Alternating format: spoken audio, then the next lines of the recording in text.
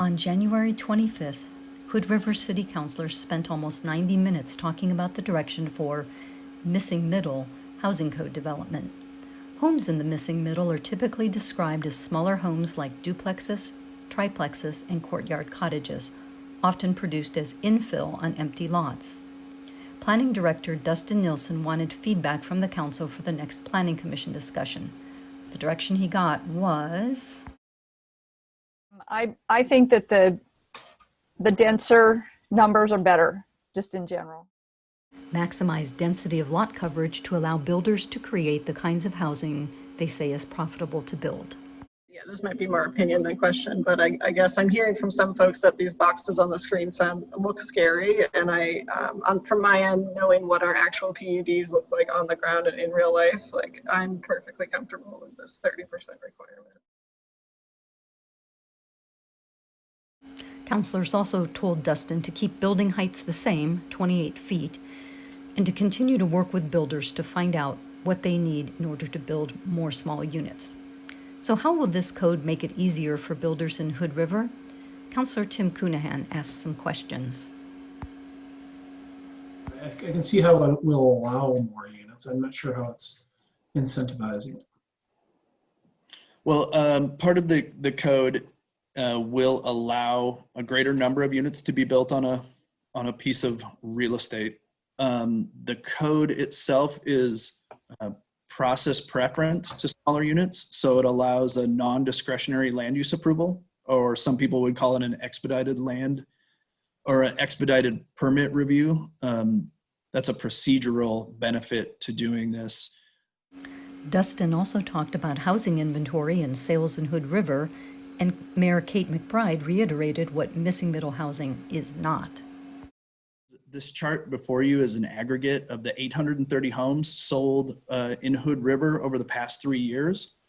And it takes into account the house sale price as related to unit size and the respective size of the dwellings.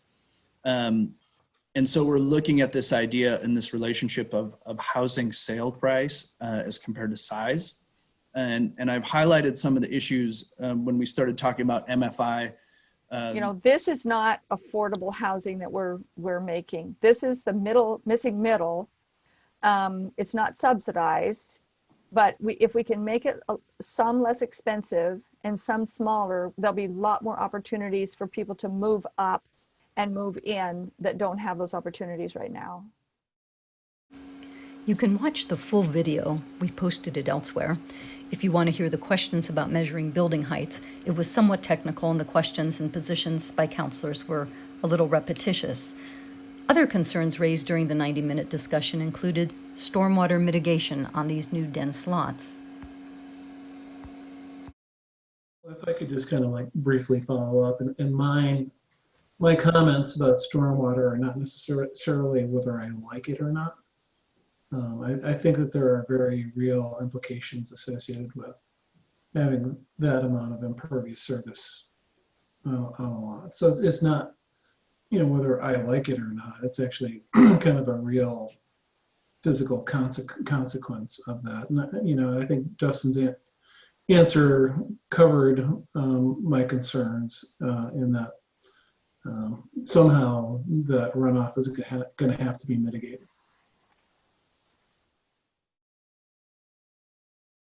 Controlling stormwater isn't the only issue. We also have to be concerned about fire and fire mitigation.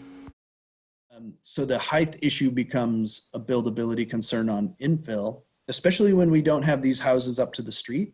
When we have some of these cottage clusters and they don't have frontage requirements, they're removed from the street, we could end up essentially using our entire lot site to accommodate a fire truck turnaround and access. And not just the stormwater issue that Tim raises, but just kind of livability and high density.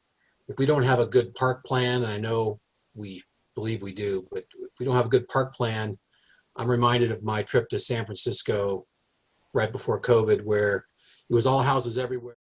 Besides those concerns about stormwater mitigation, the livability of highly dense areas if parks aren't adequate, and emergency responder issues during fire events, counselors and the Planning Commission continue to ask whether or not the presence of this new code will actually mean construction of these units, particularly of the smallest units. Developers still have concerns. During the public hearing, we did hear from a couple folks, some of those who I've been working with on the code, and they still express their concern over their ability to deliver some of these smaller units intended to promote some more compact development. Their concern is not only with the code, but also really made increased by the really expensive cost of our land and limited supply.